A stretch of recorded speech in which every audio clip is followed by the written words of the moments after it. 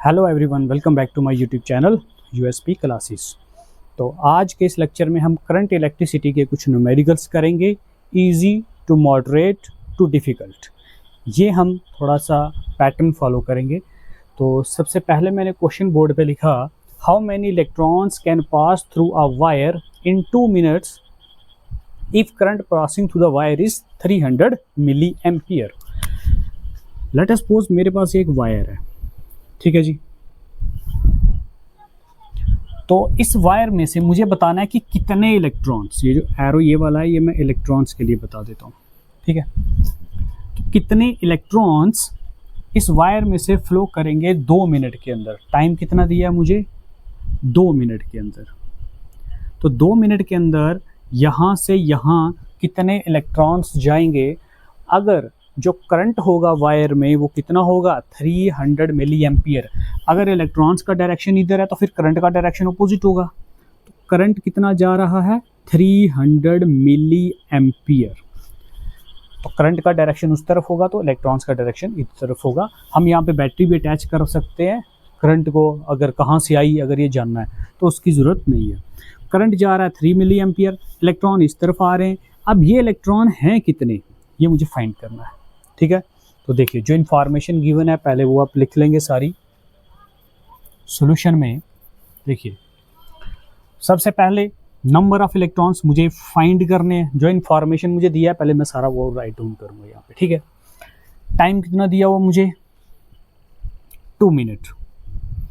तो 2 मिनट का मतलब हो गया 120 सेकेंड, क्योंकि 2 मिनट में 120 सेकेंड होते हैं। चलो जी, टाइम हो गया 120 सेकेंड।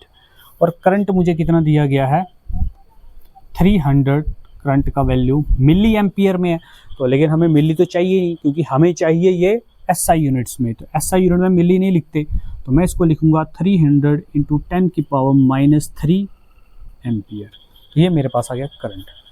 तो अब मुझे निकालना एन। तो एन कैसे आएगा, देखो हमारे पास जो डेफिनेशन है करंट की वो होती है चार्ज अपॉन टाइम। टाइम तो है, चार्ज नहीं पता, तो पहले चार्ज कैलकुलेट करना पड़ेगा। तो अब चार्ज किसके इक्वल होता है, एन ई के इक्वल। क्वांटाइजेशन ऑफ चार्ज के अकॉर्डिंग क्यू किसके इक्वल होता है, N E.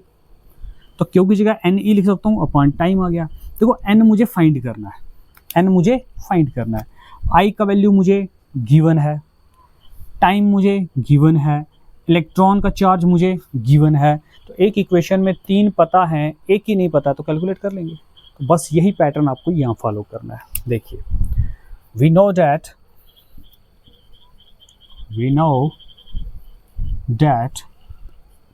Current is equal to charge upon time.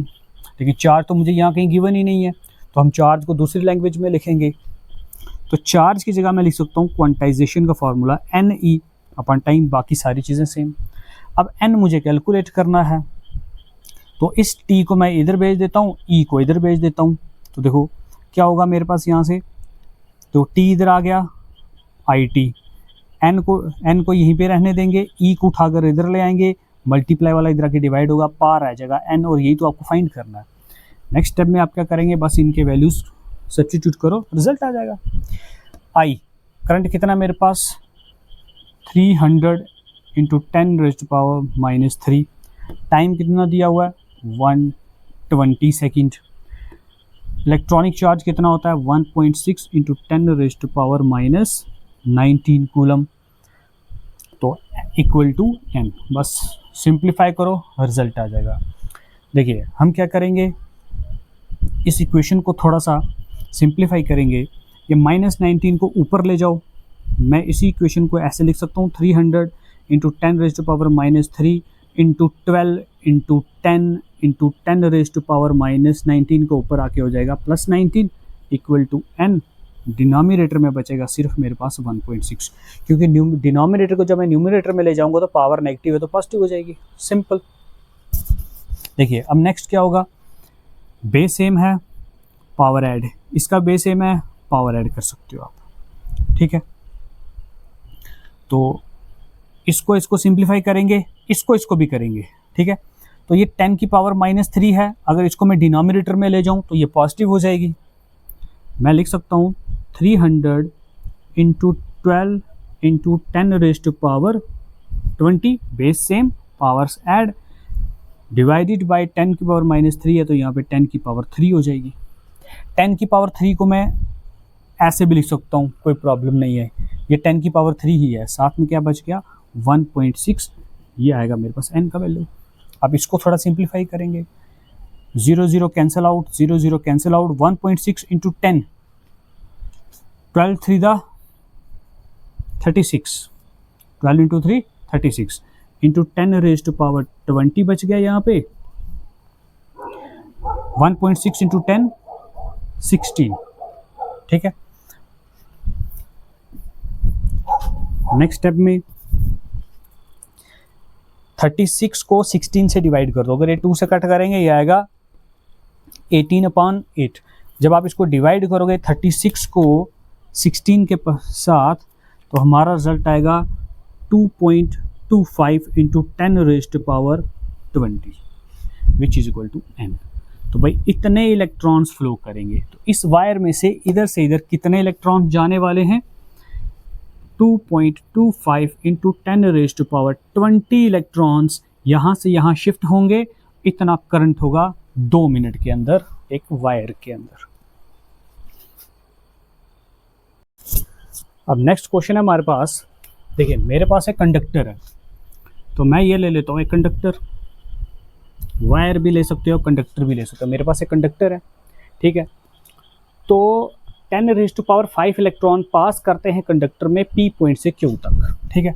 इस पॉइंट को मैं P पॉइंट नाम दे देता हूँ, इसको नाम दे देता हूँ मैं Q।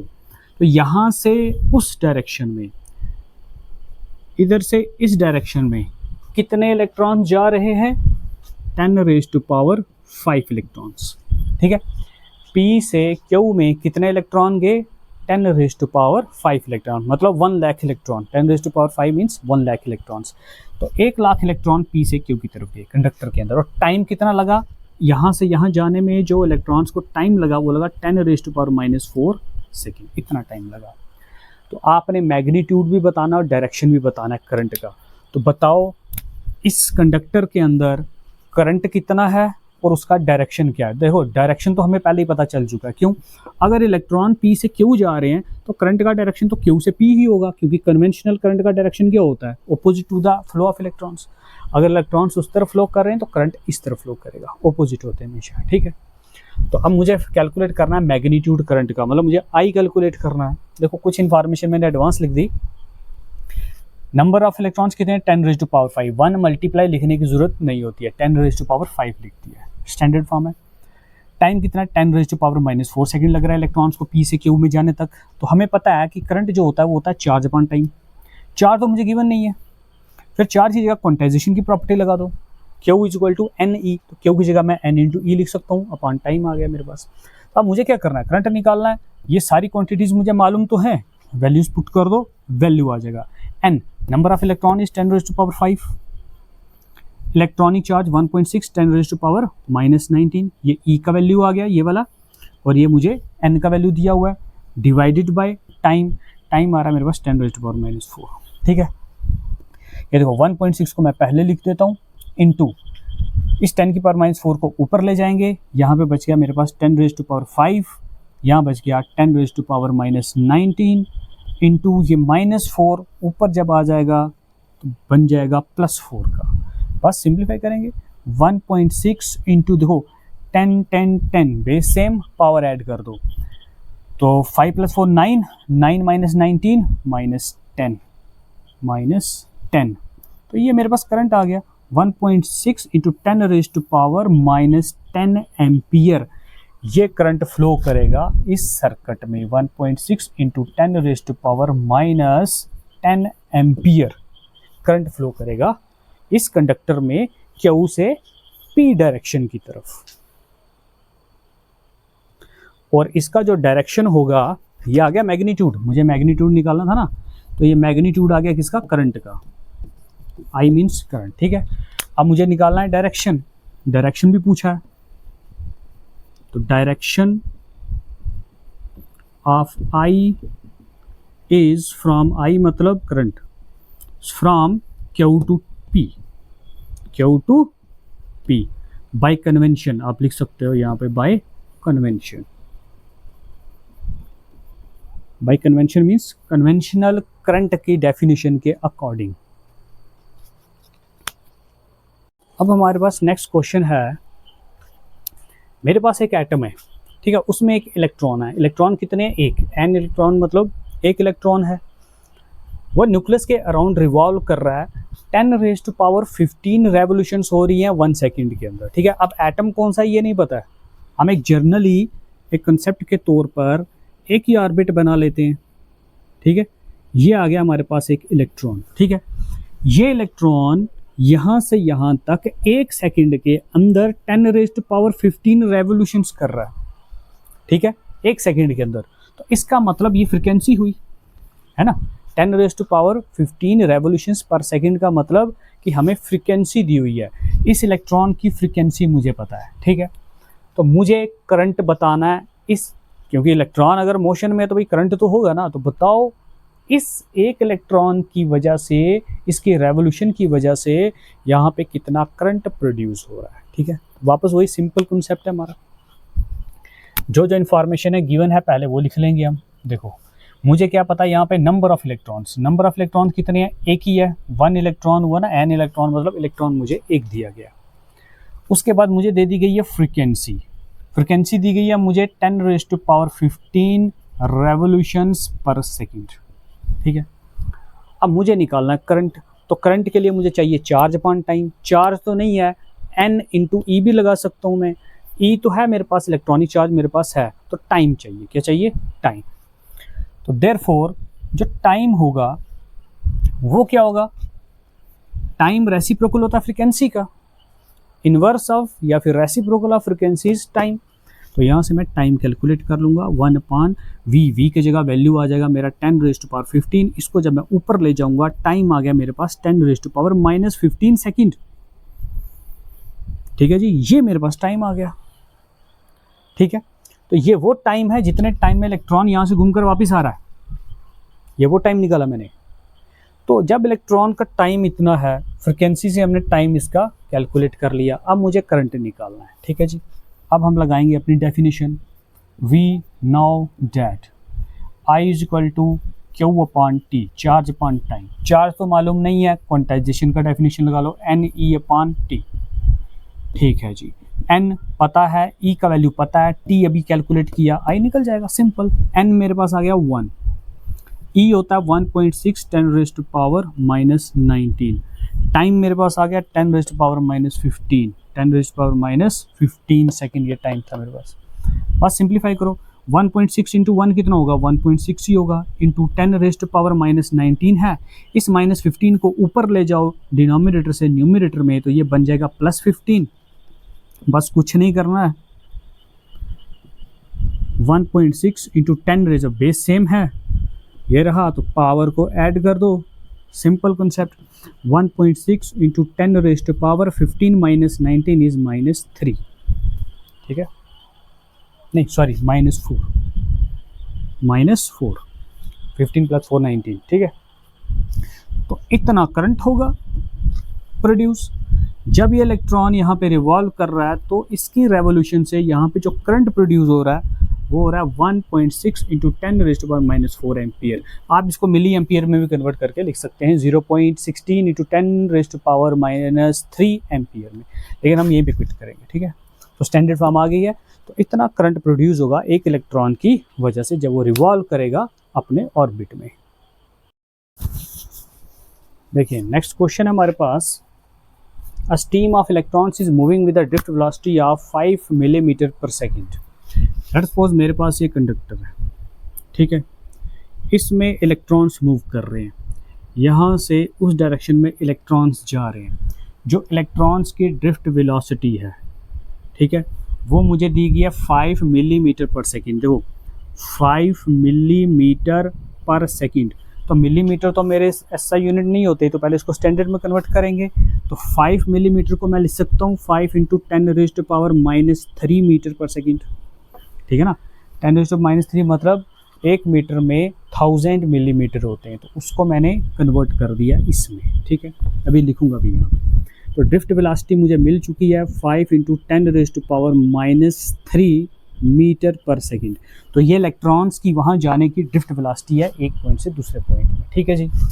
और कितने इलेक्ट्रॉन्स जा रहे हैं, ये जो नंबर हैं इलेक्ट्रॉन्स के, कितने इलेक्ट्रॉन्स उस डायरेक्शन, एरो नीचे का मतलब ये नहीं बाहर आ रहे हैं, इलेक्ट्रॉन्स कितने जा रहे हैं सामने की तरफ, 6 × 10⁻23। इतने इलेक्ट्रॉन्स एक एंड से दूसरे एंड में जा रहे हैं, उनकी ड्रिफ्ट वेलोसिटी ये दी गई है। आपको कैलकुलेट करनी है करंट डेंसिटी, ठीक है। तो बस सॉल्यूशन देखेंगे। Current density J = NEVD formula है हमारे पास पड़ा हुआ है, डायरेक्ट फार्मूला अप्लाई होगा यहाँ पे। देखिए हेयर यहाँ पे जो मुझे दिया है, पहले इंफॉर्मेशन लिख दो, ठीक है। ड्रिफ्ट वेलोसिटी की पहले बात करेंगे। ड्रिफ्ट वेलोसिटी आ गई 5 मिलीमीटर पर सेकंड। चलो इसको मैं अच्छे से थोड़ा डिटेल में कन्वर्ट कर देता हूँ आगे। तो मिलीमीटर को मुझे कन्वर्ट करना है मीटर में, किसमें, मीटर में। तो मीटर में कन्वर्ट करने के लिए मुझे क्या करना पड़ेगा, इसको 1000 से डिवाइड, तो ये बन जाएगा मीटर पर सेकंड। तो इसी चीज़ को मैं ऐसे लिख सकता हूँ 5 × ये 1000 ऊपर जाकर 10⁻³ हो जाएगा। 1000 का मतलब होता है 10⁻³ ऊपर जाके हो जाएगा -3 मीटर पर सेकंड। ड्रिफ्ट वेलोसिटी मैंने कैलकुलेट कर ली। अब नंबर ऑफ इलेक्ट्रॉन्स हैं वो मुझे दे दिए गए 6 × 10⁻23। इतने इलेक्ट्रॉन्स जा रहे हैं। अब मुझे कैलकुलेट करना है करंट। तो देयरफॉर जो करंट डेंसिटी, तो करंट डेंसिटी मुझे कैलकुलेट करनी है। करंट डेंसिटी का फार्मूला पता है हमें, NEVD, number of electrons, electronic charge, drift velocity, multiply कर दो रिजल्ट आ जाएगा। N number of electrons is 6 × 10⁻23। E का value 1.6 10⁻⁻19 coulomb. Drift velocity is 5 × 10⁻⁻3। बस सिंप्लीफाई करो, कुछ भी नहीं बचा इस क्वेश्चन में। देखिए मेरे पास आ गया 6 × 1.6 × 5 इंटू ये पावर वाले 10 वाले सारे अलग कर दो, सबकी बेस सेम है तो पावर ऐड हो जाएगी। 10⁻23 -19 -3, तो ये क्या आएगा, देखो इसको मल्टीप्लाई करेंगे। 1.6 को 5 से करेंगे, 65 था 80, तो पॉइंट हटा दो 8, 6 8 था 48, ये आ जाएगा मेरे पास 48, पूरा मल्टीप्लाई करके 48 इंटू 10⁻23 में से 19 गए तो बचे 4 में से 3 गए तो 1, ये मेरे पास जो है करंट डेंसिटी आ गई। तो ये रिजल्ट आ गया। तो इसके ऐसा यूनिट भी लिख दो यहाँ पे। तो ऐसा यूनिट डेंसिटी के क्या होते हैं, देखो डेंसिटी होती है किसके इक्वल, करंट अपॉन एरिया। तो करंट के होते हैं एम्पियर, एरिया के होते हैं मीटर स्क्वायर। तो यहाँ पे आप लिख सकते हो एम्पियर पर मीटर स्क्वायर। तो ये मेरे पास करंट डेंसिटी आ गई। तो ये थे हमारे पास कुछ न्यूमेरिकल्स, कुछ बेसिक थे, NCERT के नहीं है। तो अब हम कोशिश करेंगे नेक्स्ट क्लास में NCERT के न्यूमेरिकल्स जो होंगे टेक्सचुअल बुक के, हम वो सिंप्लीफाई करेंगे। तो आज के लिए इतना ही। Thank you so much.